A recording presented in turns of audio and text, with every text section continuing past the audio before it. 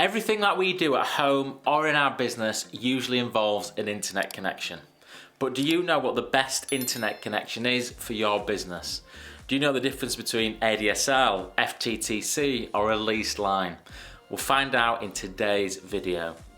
But before I start, my name is Jonathan Edwards and I'm a business IT consultant from the UK. We help businesses with their IT support and the cybersecurity. Have you ever stopped to wonder just how the internet at home or in your business actually works? It's not by magic. So I can explain, let me introduce you to three different things.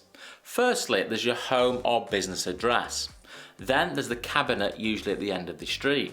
And then thirdly, there's the BT exchange. Now your home or business address connects to your local cabinet.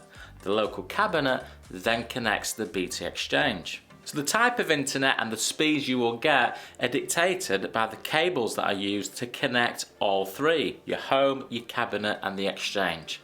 So to begin with, let's have a look at the first technology, and that is ADSL. I remember when ADSL Broadband became popular in homes and businesses about 15 to 20 years ago. At the time, it seemed like we had really fast internet. With ADSL Broadband, the cable used to connect your home or business to your local cabinet is a copper cable. The cable then used to connect the local cabinet to the BT exchange is also a copper cable. With ADSL, you're going to get maximum speeds of about 24 megabits per second. That is the absolute maximum. The speed that you actually get will depend how far your home and business is away from the BT exchange. The further it is away, the longer the cable's getting used and the slower the internet connections will be using ADSL. Because ADSL Broadband uses copper cable, it's now classed as old technology and we've moved on to fibre broadband. So why is using a fibre cable better than using a copper cable? Well, fibre works better over longer distances and fibre uses light rather than electricity, so you can get faster internet speeds. So let's have a little chat about the various fibre broadbands that you can get. The most common type of broadband that we see today in homes and businesses is called fibre to the cabinet, or FTTC for short. Now, people call this fibre broadband, but in fact it's only part fibre. The cable from the BT exchange to your local cabinet is a fibre cable, but the cable from the local cabinet to your home and business is still copper. With an FTTC connection, you're going to get speeds of about 80 megabits per second download and about 20 megabits per second upload. And lots of businesses use this technology. An even newer technology where you can get even faster speeds than FTTC is called fibre to the premises, or FTTP for short. With FTTP, it's all fibre, there's no copper. So you're getting a fibre connection from the BT exchange right to your home or business. The problem with FTTP is availability. As of March 2020, only 10% of places in the UK had FTTP available. Now the government is working really hard to make FTTP available everywhere in the UK. Firms like BT and other private firms like City Fibre are digging up the roads to make this technology available. So as the months and years go on, FTTP will become more readily available. So as I said earlier in this video, when it comes to businesses, we see the majority of businesses having an FTTC internet installed. But an FTTC internet for a business isn't always ideal. Why is that?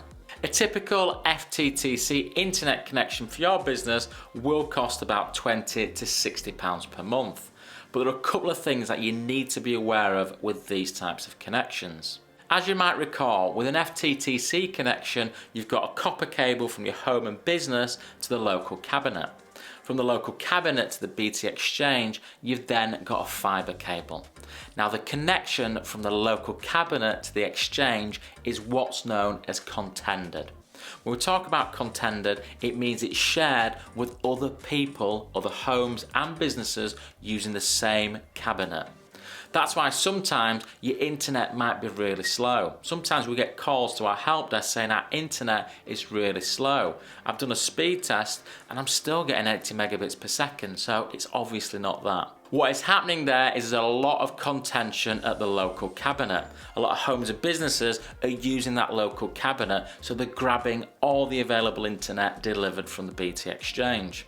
When you run a business and you're dealing with shared internet services, this isn't ideal, especially if you rely on cloud technologies. The second big problem with FTTC is the target fixed times offered by the suppliers.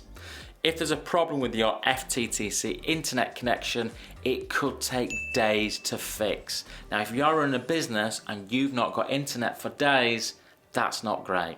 Because of these limitations, a lot of businesses will choose to buy a leased line. So what is a leased line?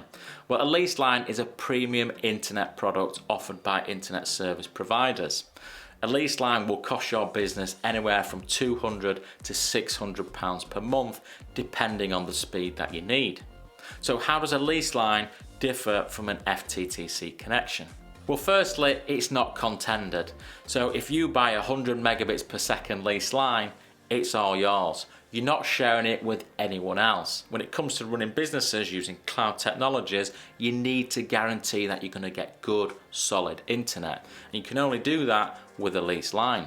Secondly, if there's ever a problem with the leased line, it'll be fixed in hours rather than days. These big internet service providers make most of their money from leased lines. So when there's a problem with them, they fix them straight away. And thirdly, if you buy a leased line over 100 megabits per second, then it's going to be all fibre. So it's going to be more comparable to FTTP. For a lot of our clients now, we're installing leased lines of 1 gig per second. So that's 1,000 megabits per second. And it all belongs to that business. So they've got good, solid internet that they can rely on. I hope you found that video useful. In my experience, lots of businesses think that I can just buy a £30, £40 FTTC connection and everything's going to be okay. They're going to get really fast speeds, and if there's ever a problem, it's going to be fixed really quickly. In reality, that isn't the case. If you've got a business who absolutely relies on its internet using cloud technologies, then you've got to consider a leased line. I'll see you again soon.